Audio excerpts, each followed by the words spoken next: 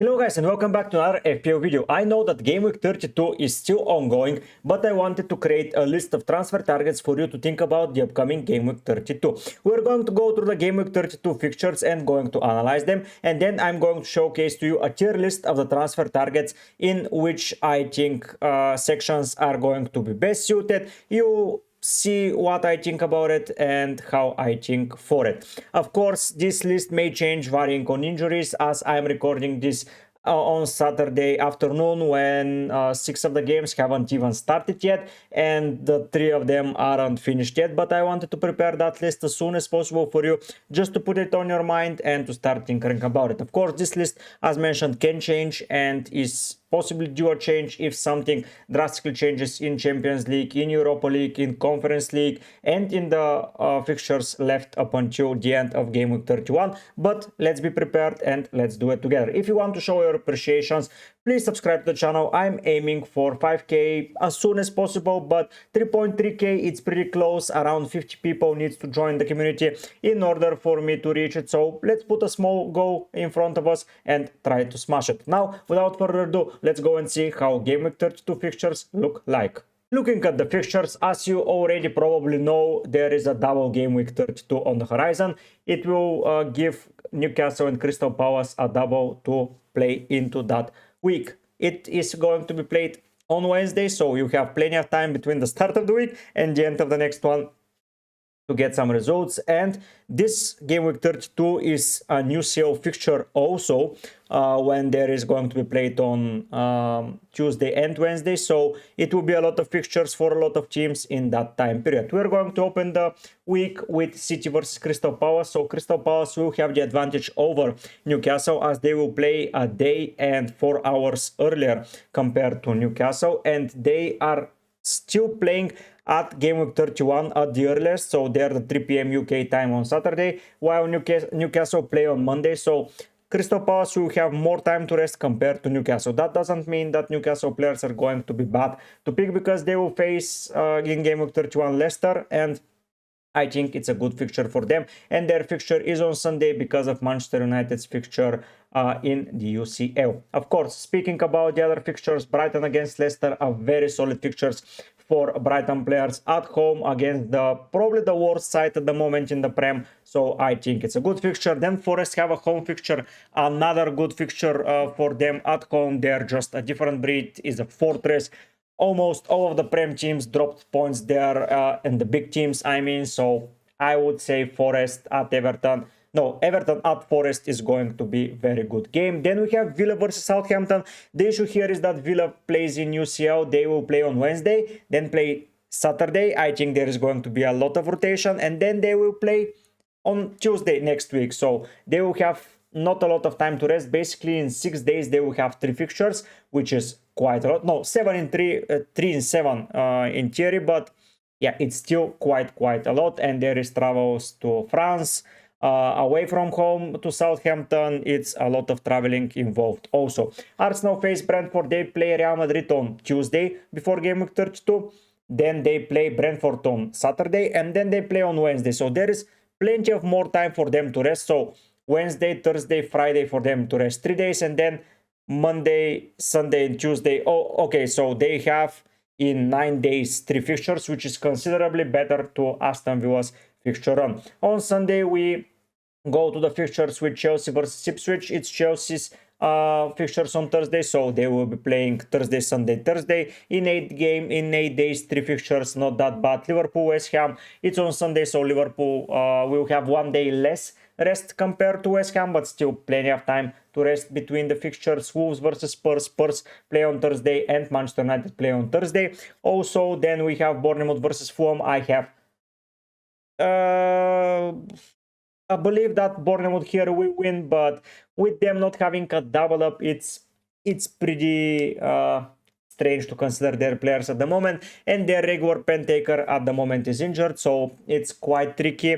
And Newcastle Crystal Palace conclude the double up here. So teams like City, Palace, Brighton, Forest, Aston Villa, Arsenal, Chelsea, Liverpool, Newcastle, I think 9 teams you can invest into. That's a lot of teams, so we have to go through a list of a lot of players, separate them in the right columns. But yeah, let's go and see how the tier list is split up, because this is a little bit not like picks to 1 to 5 good to worst, different sections to pick depending on your situation. Of course, I've split the teams as good as possible. You can pick the players that go there. I opted for the best players, not a lot of players in each section, just for you to have a general idea, but I think it will work out pretty well. Let's go and see how I separated them, because I feel really proud with it. So here is the tier list today for you. We are starting with 5 very unique categories that I don't think anyone else will recommend to you, but I'm here to do so. We are starting with the top Game Week 31 doublers. I'm going to list which players I believe are going to go in and why I do believe those should be the exact players that go in. Then we'll go to the section of Game Week 32 bench boost. So if you're activating the Game Week 32 bench boost, those players will have a single game week, but will help you massively with great fixtures. Then we'll go to players that are good for Game Week 32 and 33. So if you're bench boosting in 33, for example, you can pick some of the players for 32. They can help you reach some points this week, and they can slot in for the Game Week 33 doubles. Then we go for the risky picks, where I think those players can deliver a lot if they play, or if they get the minutes that you all guys think are going to get. But I'm going to showcase to you who are they, and then I'm going to list a section of good in general, because not a lot of people are not all of people, no, I mean most of the people are interested in doublers. But if you look for a great player in general, I'm going to list who I believe is still a great player and why I believe those players are in that section. We're going to start with a risky pick, and that risky pick is Asensio from Aston Villa. He has a lot of potential, but as I explained, in 7 days they face 3 different opponents, and 2 of them are in UCL, being PSG. The easiest game is between those PSG UCL fixtures with Southampton, so I don't know how much time Asensio will spend on the field. Of course, if you are not worried about that and you think that you'll gain him for Game Week 32 for, let's say, 20 minutes, and then you get him for a combined of 130, 180 minutes for the double, you can go for him. But in my eyes, it can get a little bit riskier with time, and there are players that you can take more from. But still, I think that it's an okay player to own. Moving into another such player, it's Moreno from Forest. You're going to say, but okay, why is he risky? Because I don't know how Nuno Espirito will line up with Williams on the right and Moreno on the left, or Williams on the left and someone else on the right is going to cover for Reina. This is not confirmed. This week we will not know it, because he is not able to play against Aston Villa. So Forest face Aston Villa, and we don't know if he plays or not.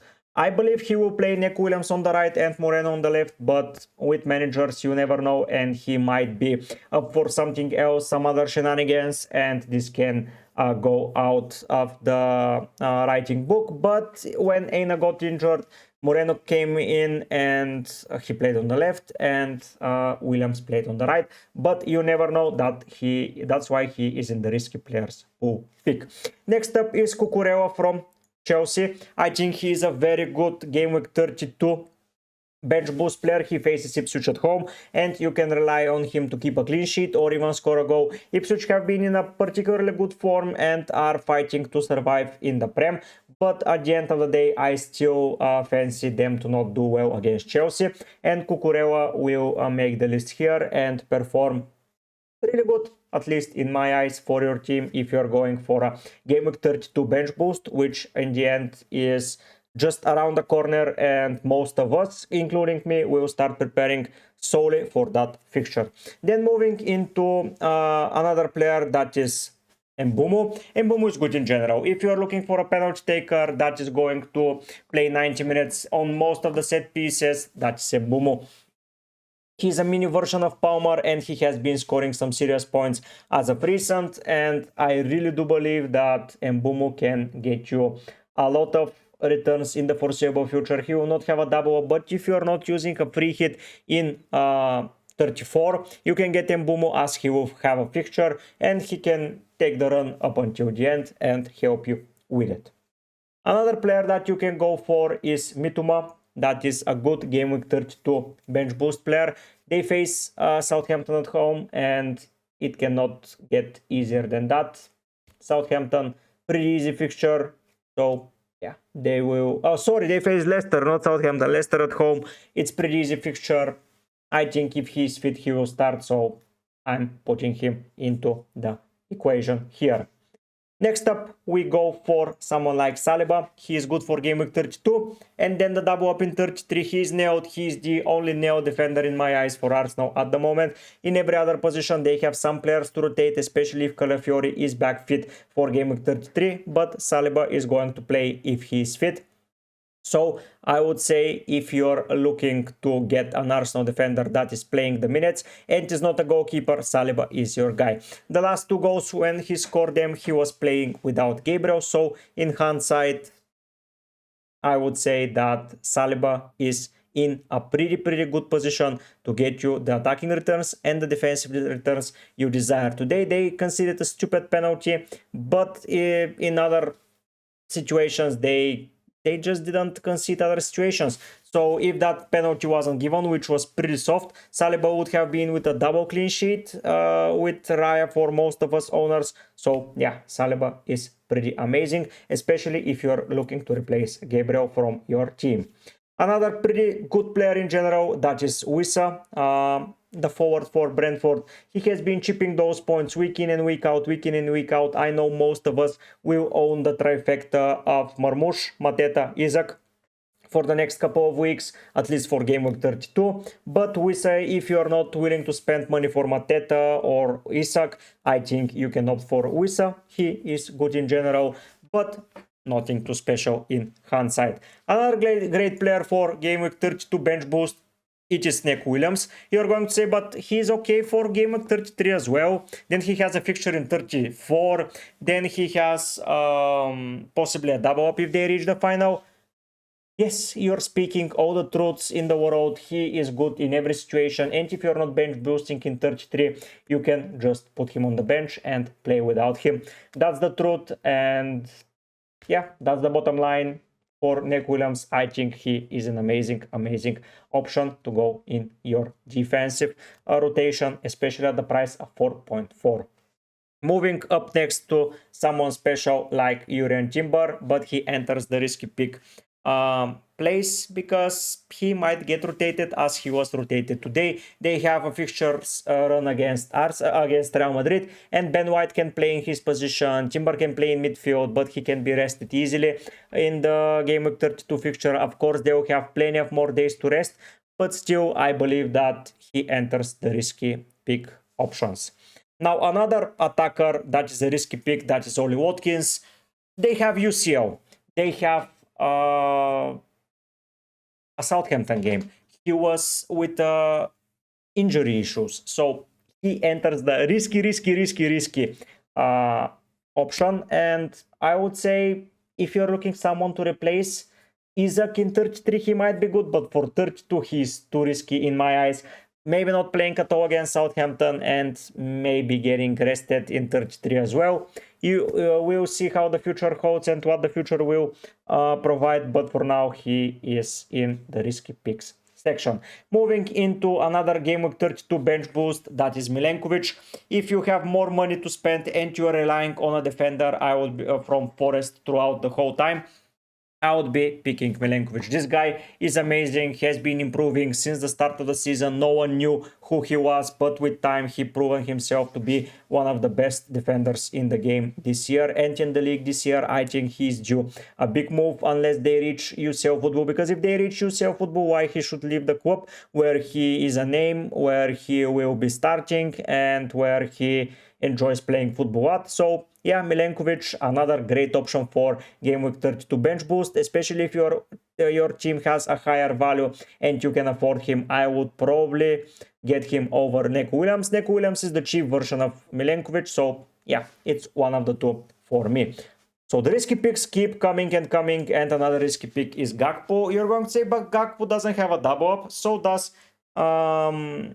Moreno do not have, but now at the time of recording, Liverpool are 11 points with a game in hand in front of Arsenal, and they face Fulham, West Ham and Leicester, and if they win those games, and there are only 5 fixtures left, and they are 14 points ahead, I really do believe that they will want to score some goals, and Gakpo will be in the center of that scoring situations. Let's see when Liverpool win the league, because I really do believe Arsenal will not be able to manage it, especially having game week 32 fixtures lying between the Real Madrid games, then a quick turnaround for the double with injuries to Gabriel and not the particularly good form of everyone else around him. I think it's going to be tough for them. So in hindsight, Liverpool will push for the win, and Gakpo being risky as Luis Diaz, Jota, Darwin, Chiesa, they are all fit and they can all play, but at the end of the day, I think Gakpo is in the category for someone very, very good,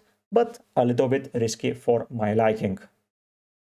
Next up, we have Eze, and Eze is the first game week 32 doubler that I'm going to mention. Attacker from Crystal Palace, he's playing good. He has not delivered a lot of points this year, but he has improved week in and week out, and he is playing all the better.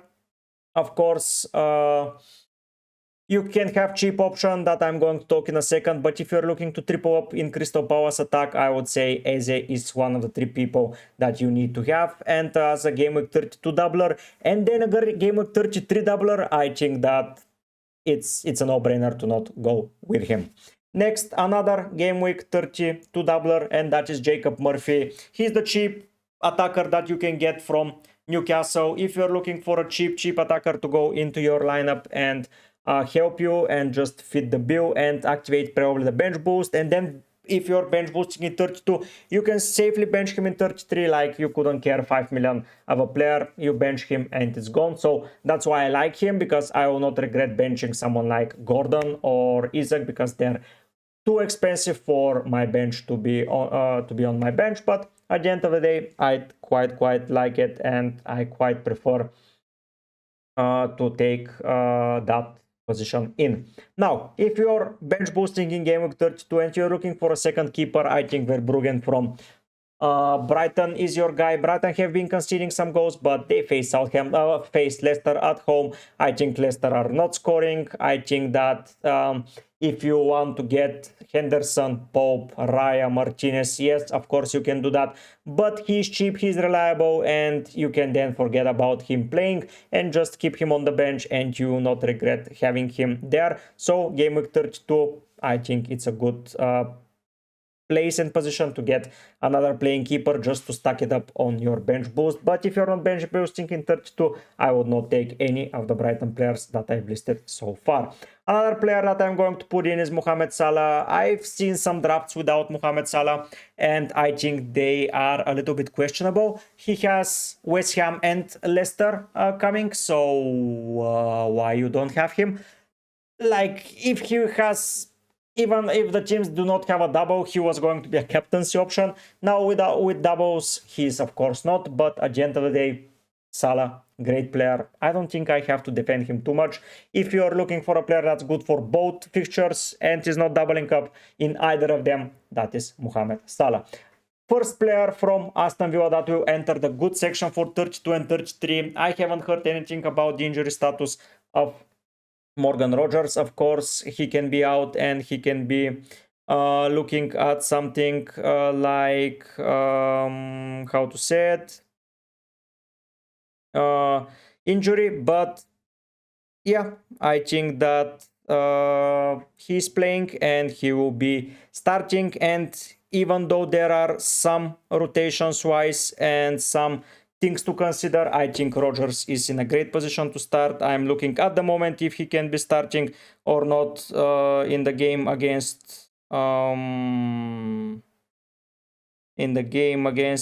lineups are not out yet, but when they're out, I will for sure see Rogers in, because he's that amazing and he plays, sorry for that gibberish a little bit, but yeah, I think he starts there. Another player that is good, and you're going to say, but why Savinho is not in the risk section? No, you're lying to me, because he's cheap. You can opt for Savinho, then he has a great run of fixtures in game week 30. 5 and game week 36 after the blank, and he can double up in 36. So in hindsight, Savinho might be risky, but he's cheap and you can risk that player. And there isn't a more nailed midfielder for the record like for Aston Villa to pick in front of him like Rodgers. So Savinho is a great option here that I really do enjoy if you are getting to own at that specific time. Next up, another player for game week 32 bench boost, and that is Minte, another Brighton attacker, another player who will be joining a lot of teams for that bench boost in 32 in my eyes, because he's cheap, he's reliable, and you can always rely on his performance. So yeah, he had an assist for Welbeck's goal against Brighton, so I think for the price, that is pretty enough. Then moving into another game week 32 bench boost player, that is Enzo Fernandez. I recommended him when I built my first wildcard draft for game week 30 when I had Haaland. Enzo scored against Spurs, and now we'll be playing against Ipswich in 32. So I think Enzo can do a job for less than 5 million. He's 4.7 if I recall correctly. So for 4.7 you're getting a playing player for the bench boost, and you can then forget about him. So I think this is pretty damn good. Another player with a good game week 32 and 33 is another Manchester City player, and that is Gvardiol, the best defensive asset from Manchester City. He can play at center back position, he can play at left back position. When he's left back, he is so offensive. So I would say that in this territory he is unmatched in the league, that he can diversify so well and can attack the corner kicks, the set pieces in general, and from the open play. I think he is amazing option. Next up, we have good in general player, and that good in general player is Cunha. He's returning from his game bans, and Wolves will need him desperately to start performing in order to avoid relegation. I know that Ipswich, Leicester and Southampton are far away back, but there is still plenty of time, and we've seen stronger teams fall to the end season run of some random team in the Prem. So Cunha will need to step it up and get into work to help the team survive. Moving into a risky pick, this is João Pedro. He didn't start against Crystal Palace, and he may not even start against Southampton. I don't know how to say it, but I don't think a lot of you will go there if you're looking for forwards. I think there are at least 6 more forwards that you're looking to go into. And yeah, that's why in hindsight, João Pedro is just a risky pick, but I wanted to mention him as he is a very solid penalty taker and a good option if he starts. Another game week 32 doubler is Livramento. Here you can pick Livramento or Burn. I think it's the only position where you can swap easily. I wanted to point out Livramento because Trippier might be out and Livra may go and play on his preferred right back position, which will increase his attacking potential. So let's see what happens. Let's see if Trippier is fit, but if he is not, you can gain a lot of points in that week, and then you can bench him for game week 33 if you're not on the bench boost strategy. Another good player in general, that is being Jared Bowen. He is the talismanic player for West Ham. They have not been performing pretty well, but he tends to score against the stronger oppositions, and then he has Southampton in 33. So yeah, I'm picking him as a good in general player. Another good in general player is Konate. I know that it's counterintuitive to promote a player playing Liverpool in 32 and then a defender from that team that is facing the attacker that I just promoted, but Konate can score on both sides. You can pick Van Dijk here if you like. I think they are nailed up until the end of the season, but yeah, prefer Konate for his cheaper price, and for the worst fixtures you can bench him and be happy with it. Next up we have Munoz, another great doubler. He scored in game week 31 and he has proven himself why he is worth the money over anyone and why you can rely on him in every week. So yeah, Munoz, great pick. Conceding a lot of goals, but there to score some more. Another forward that I overly enjoy and prefer over João Pedro, that is Evanilson. Penalty taker in the absence of Kluivert, not confirmed, but 99% likely. He has scored in 2 games in a row. He has been very, very good for that Bournemouth side. I really do enjoy how he plays, and I really do like what he brings to the table. So if you're looking for a cheap player that is probably on penalties and may have a potential double up if City reach the final. That is Evan Nilsson. You pick him and happy days. Then moving into Marmoush, another great asset for Game Week 32 and Game Week 33. Even if you're on a bench boost strategy, you can pick him and you can use him in Game Week 33 as well. Game Week 32 bench boost players are there because you can bench them in 33, but the Game Week 32 and 33 players are there and you can start them in both. That's the difference between the sections. That's why those players are, and I know that what I just said will be counterintuitive for the next player. It's Palmer, but it's bench boost Game Week 32 for him and sell him to a player in Game Week 33. That is Saka. He will enter the Game Week 32 and 33 good section, even though he's coming back from injury. But yeah, Palmer and Saka are here because you own Palmer and you switch for Saka. You captain Saka and you wait for the star boy to perform. Of course, this is the ideal scenario. A lot of things can go wrong, but still I quite fancy going for that strategy. Palmer to Saka. I know it's wasting transfers left, right and center, but at the end of the day, I think that it will pay off in the long run for you. And yeah, you can take a penalty taker against Ipswich and then take a penalty taker against once again Ipswich. So yeah, it's good. Rodgers, by the way, starts for Aston Villa. I just confirmed it. So Rodgers is fit. Rodgers is well, at least at time of recording. Another player good for Game Week 32 and 33 is Konsa. As mentioned, Game Week 32 and 33 section is players you start in both weeks. Game Week 32 is bench boost and then you either sell or bench. So that's why they are only good for that week in particular. When you look at the fixture run, I think we've spoken about Aston Villa a lot. This is a neo defender. He will start against Southampton and then possibly in the 2 double ups in a row. So I quite fancy Ezri Konsa for my team. Another good player in general, that is Sales. If you're looking for a goalkeeper to hold up until the end of the season, that is Sales. He has been amazing. I regret owning him for a very little. I think he deserves a special praise and a special shout out to every team in the world. Thank you, Sales, for proving that cheap keepers can get you a lot of points.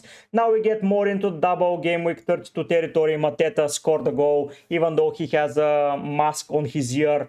I think he's amazing and he's a penalty taker, and you should be owning him in that double up, at least in my eyes. Foden comes as a risky pick. He will probably play against Manchester United. I don't know if that's true at the time of recording, but at the end of the day, I think that it is good player to have and a good player to own because he will play in at least one of the doubles. I suspect him to play in the 2 of them, but we'll see, of course. Pep roulette, you never know. Another doubler, this is the triple attack from Powers. If you like it, if you don't want to wait for Munoz attacking return, just pick Sar, Mateta and Eze and you're concluded. But if you're looking to split it up, I would go for Sar, Mateta and Munoz. Of course, Eze has proven me wrong and he assisted twice in Game Week 31. But is he going to repeat that? Who knows? Maybe who knows. Shout out to you, my man. Next up, another doubler. We're in the double Game Week territory now. It's Isaac. I don't know if he's fit. Another player that I don't know if he's fit is Gordon. But if they both prove fit in Game Week 31, I think they're a shoo-in for everyone in Game Week 32. The sad thing is that they do not double in 33 and they face Aston Villa, which is not a very good fixture for them, but still they're that high and elite player, so you can rely on them in every situation possible. Another good in general pick is Bruno Fernandes. He is Mr. Captain for Manchester United and I don't see a world where he is not utilized and he is not returning points. So Bruno, if you're looking for him and the price point of that, he's the only player around that price point. So Bruno will be delivering the goods that game week. Of course, the final player here is Marcus Rashford, another risky pick in my eyes, but at the end of the day, is he that risky?